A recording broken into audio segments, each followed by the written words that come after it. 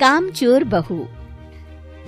कांता बहन की 2 बहुएं थी, बड़ी कल्पना और छोटी प्रिया। कल्पना का जैसा नाम वैसा ही काम। सारा दिन कल्पनाओं में रहती, ना कोई काम करती न कोई धाम। अरे कल्पना बहू, जरा अच्छी सी चटनी पीस दे, आज कुछ मजेदार खाने का मन है। पेट में जलन हो जाएगी माँ जी बुढ़ापे में, और वैसे भी मेरा काम करने का वक्त शाम का है, अब प्रिया को ही बोल दो।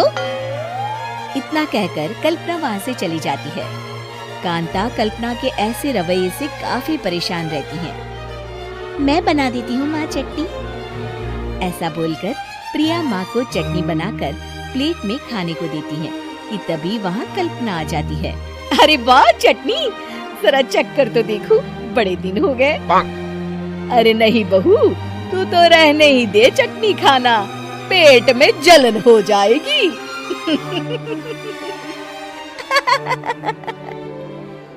इतना कहकर कांता और प्रिया दोनों हंसने लगते हैं। कल्पना सारा दिन या तो मोबाइल में यूट्यूब देखती या फिर सोती रहती। उसका कमरा भी बिखरा और गंदा रहता। एक दिन कल्पना का पति अशोक उससे कहता है, अरे कल्पना, जानवर भी उस जगह को साफ कर लेता है जहाँ वो बैठता है, तुम तो इंसान हो, कैसे इतने गंदे कमरे में रह लेती हो? देखो सारा सामान यहाँ वहाँ बिखरा पड़ा है।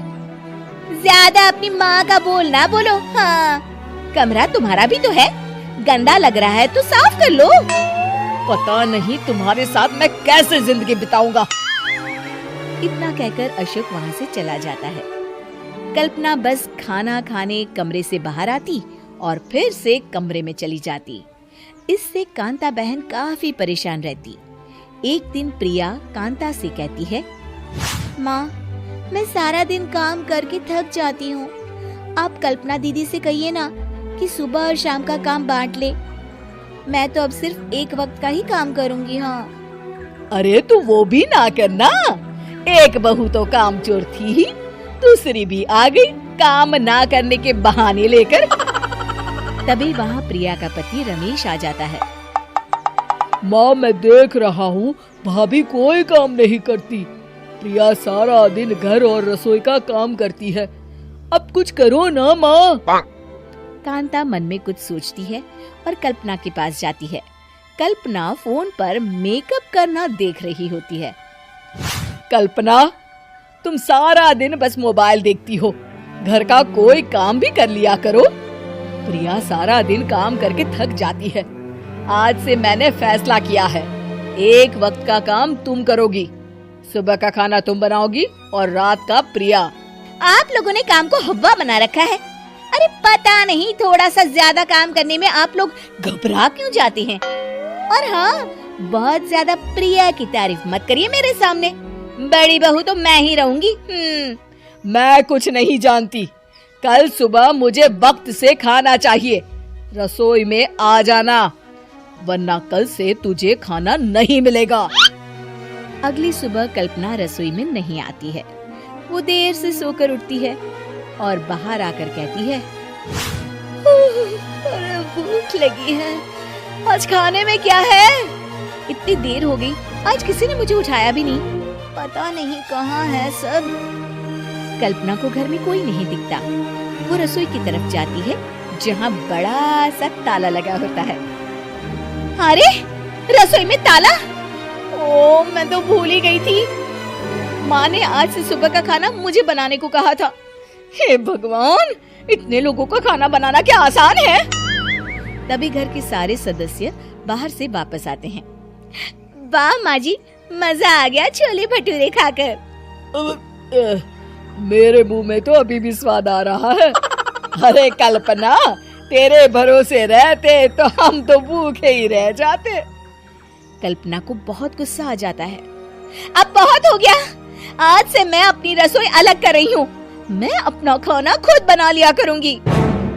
कल्पना अपनी रसोई अलग कर लेती है, पर आए दिन उसका देर से उठना और काम न करने की आदत से वो भूखी ही रह जाती थी। उसी के सामने घर के लोग अच्छे अच्छे पकवान खाते और कामचोर कल्पना को जैसे तैसे ही खाना बनाकर खाना पड़ता। पर एक दिन तो हद ही हो गई। माँ, दीदी आज सुबह से कमरे से बाहर नहीं निकली, हमें जाकर देखना चाहिए। सो रही होगी कामचोर कहीं की, पर तुम कहती हो तो चलो देख लेते हैं उसे। कल्पना कमरे में पेट पकड़कर बैठी होती है। हाय मेरा दर्द, पेट दर्द के मारे मर रही हूँ मैं।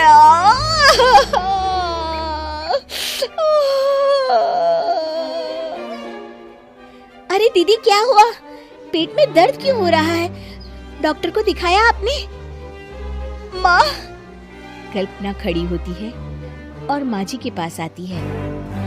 मुझे माफ कर दीजिए, अब से मैं सारे काम में मदद करूंगी, कभी आलस और काम चोरी नहीं करूंगी।